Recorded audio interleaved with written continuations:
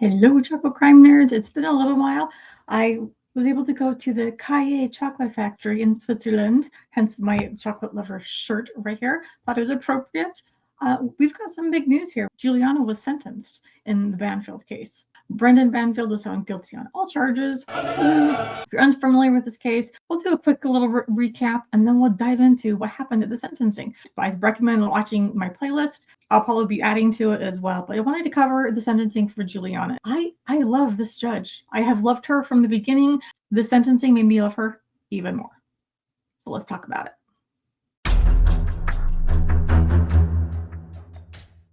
If you're new here, I'm Annette Lyon, USA Today bestselling author of the suspense novel Just One More and a whole bunch of other things. Today, we're talking about the Brendan Banfield au pair double murder trial, specifically the au pair Juliana being sentenced. Okay, massive walnut shell recap here. Brendan Banfield and his wife Christine, they had been together since freshman year of college, something like 19 and a half years, married for like something like 15-ish of those years. They have a daughter together. They bring in an au pair, like a nanny situation from Brazil. Her name is Juliana. Brendan and Juliana have an affair, decide, oh, we want to be together, but Christine's in the way. I no longer have to say alleged because now they're both convicted of all of this. They concocted a catfishing scheme, pretended that they were Christine, Brendan's wife, lured a man to the house under pretenses saying that, oh, they wanted an R-word fantasy. That's what Christine supposedly wanted. So the stranger would come in, they would leave the doors unlocked. And then so supposedly it would be this fantasy that the guy thinks he's acting out with a willing participant. And then Brendan would show up as a hero to save the day. I walked in on this man trying to hurt my wife, and I tried to save her life. And I killed him, but it was too late, and my wife still died. In reality, Christine died of 7 stab wounds, largely to her neck area, because he's a psycho. He shot Joe Ryan, who was the innocent guy who had been lured to the house. Juliana also shot him. She was charged with much higher things initially, and then it came down to when she was willing to spill her guts in court, they lowered her charges. All she had to deal with was manslaughter against Joe Ryan, and the promise that the prosecution would recommend time served for her sentence. No! Right? Like this is a heinous crime. And to think that she's already getting off with just manslaughter on Joe, not anything with Christine, and that the prosecution would recommend time served, which is like 2 years at this point. And as we know, Juliana had a plea agreement where she had her charges lowered to just manslaughter against Joe Ryan. So nothing to do with Christine, problematic in some ways, but that did allow them to get her entire testimony, which helped convict Brendan. So one of those ick things, but here we go. Again, I love this judge. She's fantastic. Alas, she's retiring this year. As of July 1st, she'll be retired. So that will be sad. We won't get to see more of her. She follows the law. She's fair, and yet she's got a heart, and she's got a sense of humor at times. She plays fair by the law. At this point, the prosecution wanted to bring in victim impact statements from Christine's family, understandably. The defense was arguing against that specifically because Juliana did not plead guilty to anything to do with Christine, and her charges were dropped down to only Joe. So this is what happened. Your Honor, the specific ones are the ones that relate to Christine Banfield, so Okay. family members of Christine. So you object to those victim impact statements? Yes, Your Honor. Okay. And Judge, what I would say to that is that certainly the statement of facts that we presented, and that is included in the pre-sentence report, includes information about also the murder of Christine Banfield. I understand that this charge itself reflects the killing and the murder of Joseph Ryan. However, I do think that the voices of Christine Banfield's family are important in this hearing as well. I understand, but he's only been charged with the murder. I mean, she's only been charged with the murder of Joseph Ryan.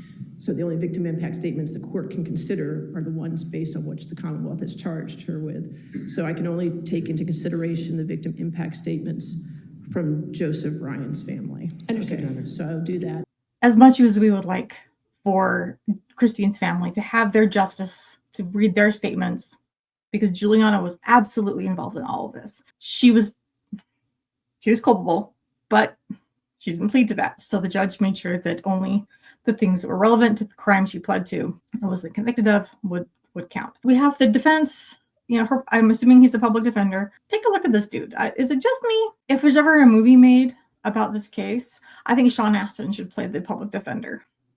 Just me. I think he looks like Sean Astin.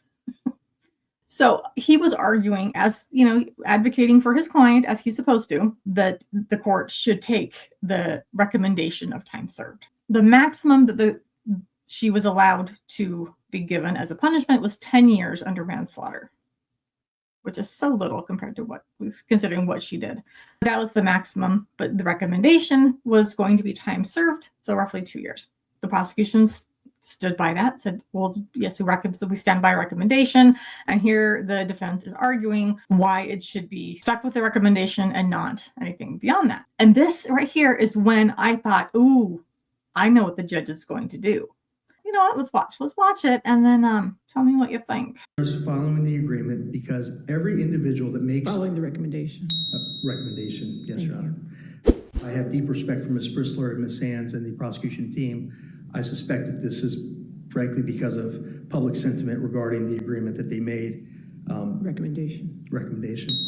I'm going to continue to make that mistake. Understand. Your Honor, the last thing I want to comment on is the agreement, in this case, the recommendation. Thank you. And what public sentiment might be regarding the agreement for Juliana in this case. The agreement was made anyway. Recommendation. Recommendation. Thank you. She kept correcting him. There were at least those 4 times that I caught. There might have been more, where she kept saying, it's not an agreement, it's a recommendation. It's not an agreement, recommendation.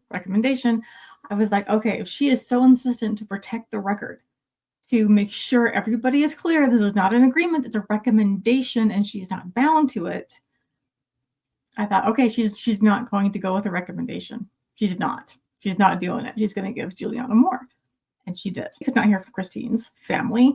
We heard from the 2 victim impact statements from Joe's family. We had his mother and his aunt. We'll play just a couple of clips from that. So his mother, of course, it was heartbreaking to listen to her, understandably. So we did learn through some of this that Joe was pretty much raised by his grandparents, but he and his mother were very, very close. He was also a caregiver for his grandparents. Let's hear what his mother had to say. This is just a couple of clips from a much longer statement. I'm not going to show you the whole thing, but I highly recommend watching the whole thing. I'll link to it in the description. By Juliana and Brendan on February 24th, 2023. I lost so very much, more than I can possibly name. I lost my confidant, someone who knew me deeply, listened without judgment, offered advice with my best interests at heart. I lost my biggest ally and my cheerleader, that empathetic voice saying, "Mom, you got this. Mom, you should be kinder to yourself." I lost my rock and protector, the person who flew down repeatedly to take care of me when I had cancer.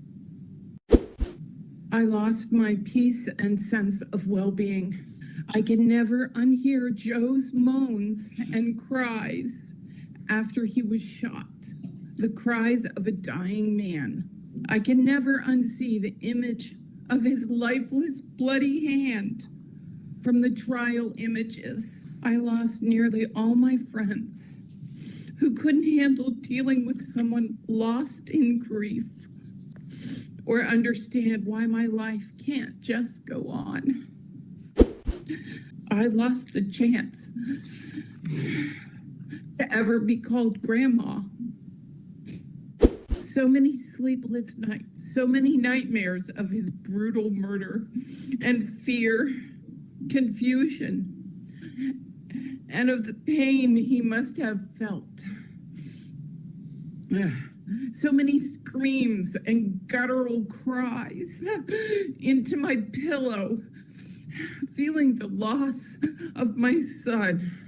So many moments of reading horrible things online, lies told about who Joe wasn't. So many moments defending and explaining who my son was and why he couldn't have committed the murder of Christine Banfield. God rest her soul. So many. They kind of hit home to me that not only did she lose her son in a violent, horrific way, but his name was besmirched. And until we got Juliana and Brendan convicted, there was the question, was Joe an attempted artist and M-er? He wasn't. He was an innocent man who had been lured under false pretenses. He was naive. He shouldn't have gone there. He shouldn't have done that. But that doesn't make him a bad person. It doesn't make him culpable in any way, shape, or form. He was not who Juliana and Brendan claimed that he was. Here's just a snippet of his aunt's victim impact statement. Her name was Sangita Ryan, and I think she went by Tina. Today we move forward by returning Joe's kindness to the world. We say his name proudly. We invite the world to finally know the man we protected in silence for so long. He is loved. We miss Joe, and our family is devastated by the way he was ripped from our lives. Joe won't complete painting his unfinished Warhammer 3D figurines. He won't compete in any more live-action role-playing battles with silly, hand-created foam weapons, nor his mixed martial arts or video game battles. He'll no longer bore us with lectures about eating organic food over junk food, but it's with our hearts we thank you, Honorable Judge, and the jury that was here, members of the court, the police, the detective, the prosecution team, the victims team, and all the witnesses who supported justice for Joe. I thought that was just fantastic. Refreshing to see some joy on her face and to see her sharing bits and pieces of who Joe was in life. The things that he enjoyed, the little annoyances that he had. Oh, you guys shouldn't be eating junk food. It was very sweet. So I'm glad that she shared some of those things. To make it up to you, to your loss. Sorry. There are so many regrets. But it's my biggest. That's it. That's a tragedy I have been carrying with me, and I will always do. It's something I have nightmares with. A tragedy I know I can never take back, the devastation of what I have done. I know that my remorse cannot bring you peace. I hope you might someday understand that I truly do not believe that his plan would have actually happened. She's showing more emotion here than any other time. And you can actually hear that she is sniffing. There is something in her nose that she's sniffing, which implies to me that there are real tears. I don't know if the tears are more for herself and out of fear, or if she is suddenly feeling remorseful and realizing how much pain she's caused. But this was more emotion than I expected coming out of her. So let's do one more real quick of her statement. I had to find myself again. That's when I truly found God.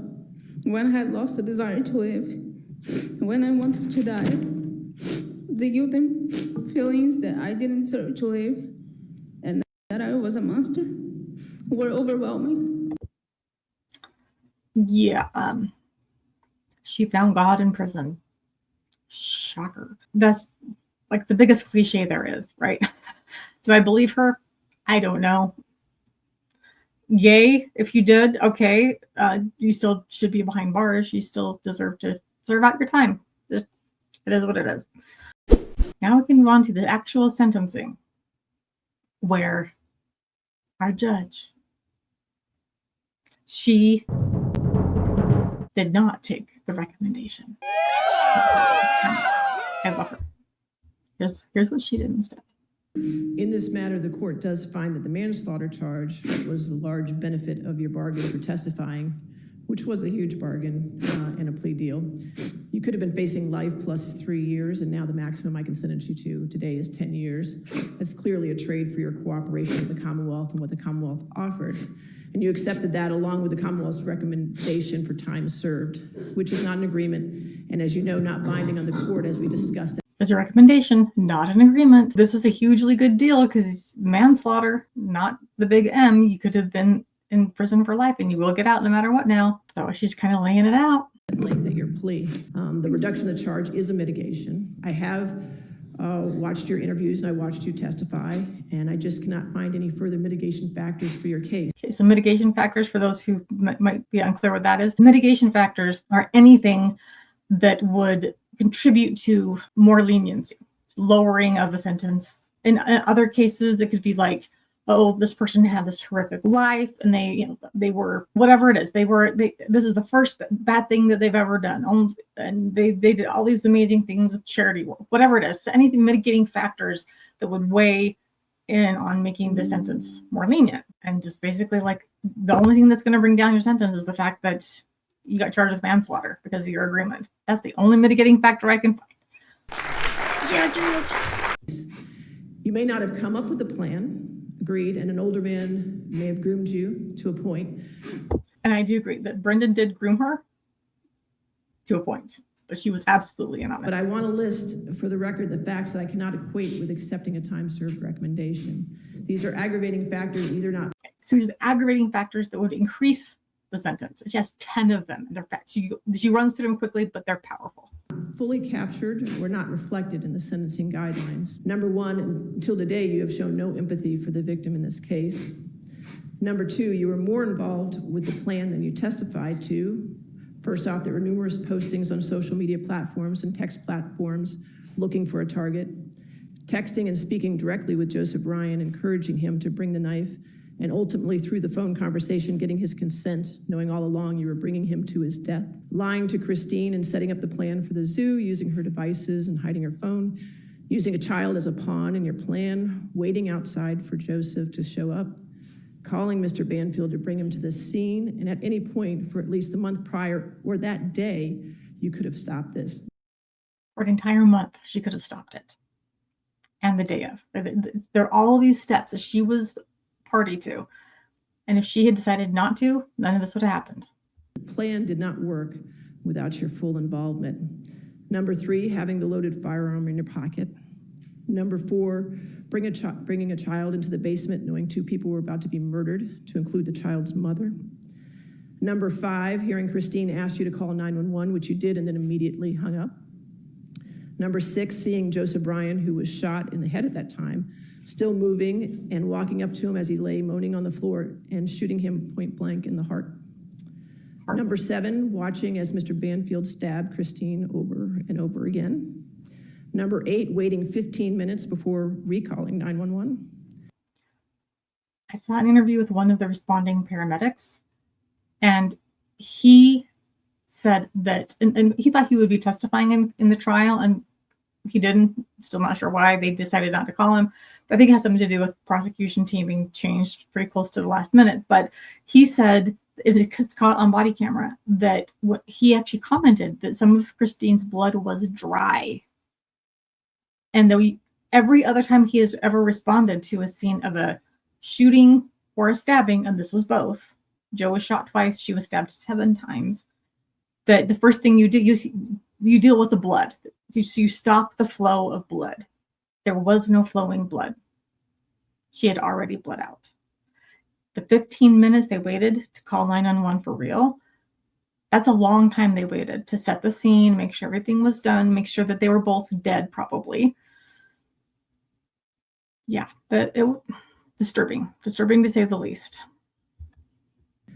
Number 9, telling a fabricated story for over a year and a half, a story that depicted Joseph Ryan wrongly as a rapist and a murderer, an innocent man.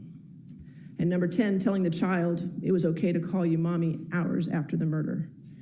Your actions were deliberate, self-serving, and demonstrated a profound disregard for human life. So let's get it straight. You do not deserve anything other than incarceration and a life of reflection on what you have done to the victim and this family.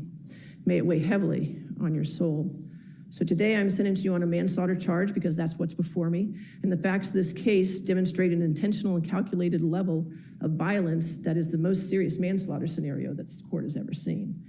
Therefore, I do sentence you to 10 years in the penitentiary as required by Virginia Code 19.2, 295.2. After you've completed your 10-year sentence, I will order an additional 2 years suspended, and you will be placed on probation pursuant to Virginia Code 19.2, 303. Most serious manslaughter case you'd ever seen, because it wasn't really manslaughter. It was the big M. And if there's a lawyer out there who can explain this one, I'm not sure what the additional 2 years after the 10 that will then be suspended. I'm not sure what that's about. I would love to know, because she doesn't explain. Recommendation of time served. Can you imagine? Oh yeah, just now going to get deported back home. No other punishment. No. That's not cool. Not cool at all. So we're grateful for that. And I love that. I just knew it when it's an agreement. Nope, it's a recommendation. It's a recommendation. It's not an agreement. It's a recommendation.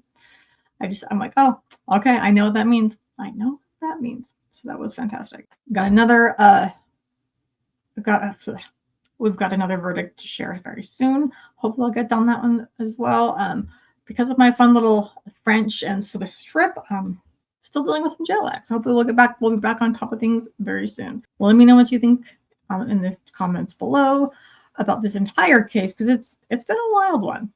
It's been crazy.